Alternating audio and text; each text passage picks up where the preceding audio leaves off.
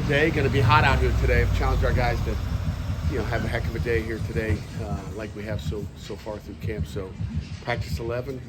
Excited to watch our guys go out and again compete when in the heydays of camp. I think this is when they start to go. They're going to go one way or another. But we need to get that effort out of them. Everybody else is practicing around the country. We need to get out of them. So that'll be a big day in shells, and then tomorrow we're back in pads and get a couple live periods in. I wanted to follow up from yesterday. You said maybe the big battle on the offensive line is at guard.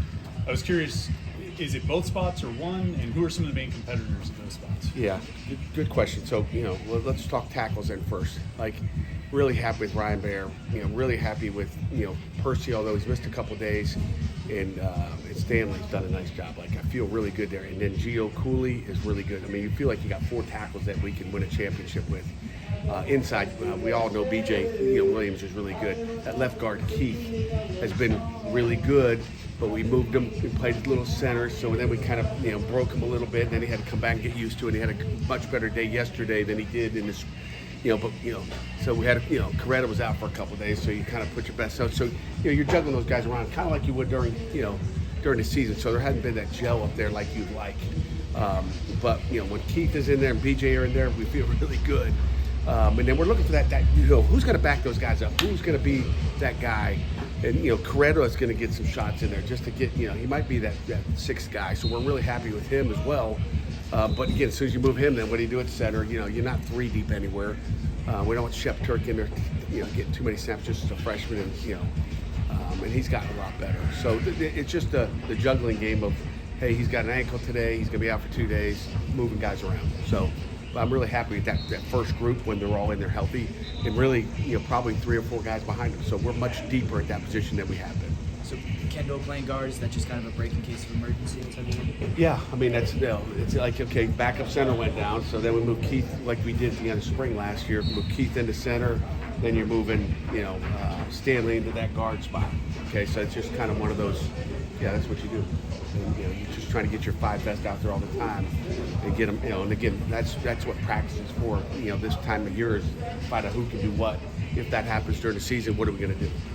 We talked to Tamon Lynham yesterday, and he talked about he didn't get a whole lot of targets during the scrimmage. Not sure if that was maybe he didn't play a whole lot, or maybe if that's just a testament. He played a whole lot. I don't know if that was a testament to the way he's been playing. But are there any corners in that room right now that are warranting that respect that the offense doesn't want to throw their way?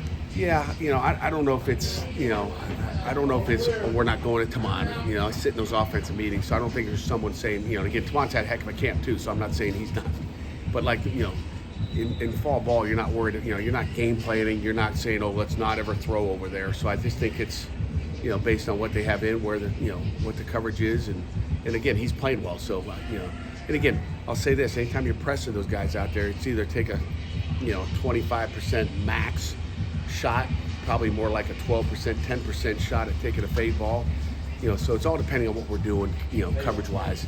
And the other, those balls inside the hashes are the ones that are easier completions as opposed to trying to throw a fade down the field. So that's one of them. But he's playing well. Battle's playing well. And then Shadarian Harrison's playing really well. Sean Murray's done good. So but they're getting opportunities. Matter of fact, Tamon had an interception yesterday. I don't know if he talked about that yet, but it was a lucky one. So it was a gimme. It was a gimme. So don't let him think that he earned it. With Cole Gonzalez just having more experience in Cade Bell's offensive system, how has he really helped year 2? Who again? I'm sorry. Cole Gonzalez. Cole. Okay. He's really helped him. He's done an outstanding job out there. I mean, it's just fun to watch him. He's a competitor. He's tough, and it's really helped us.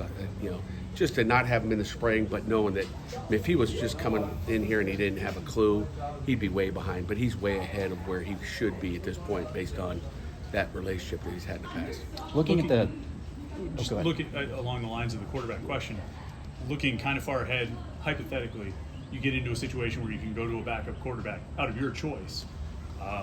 Do you go with Cole, who, he's got 1 year, he's done, or you look at Mason, who's a freshman, you're going to be developing for the future? Well, Cole's possibly got 2 years left. We're still trying to figure that out. He thinks he does. His family does, and again, but you can't petition for that until after. So we just got to be careful and see what we do there. But we'll figure that all out as we go. We feel good with Mason, but right now Cole would be that guy just because of his experience. But Mason, I don't think there's any hesitation putting that guy in there. He had a shot yesterday he threw between the seams. It was like he just ripped that thing in there. I mean, he's going to be special too.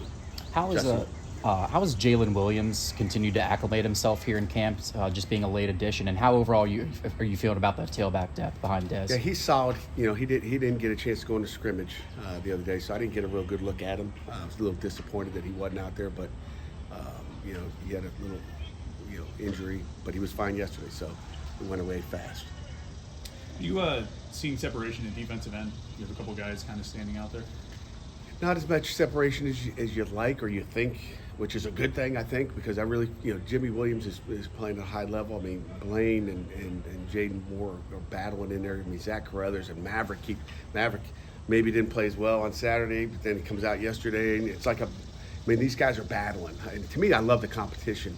So that DN spot is, we've got some guys there. I mean, Maverick is physical, he's tough, like everybody. He doesn't always do the right thing, but it's like I told him office the other day, I trust you. I mean, like last year, I didn't trust you to go on the field. Right now, I trust you to be on the field. So we got a lot of guys that are very functional that can give, guys a breather if they need it.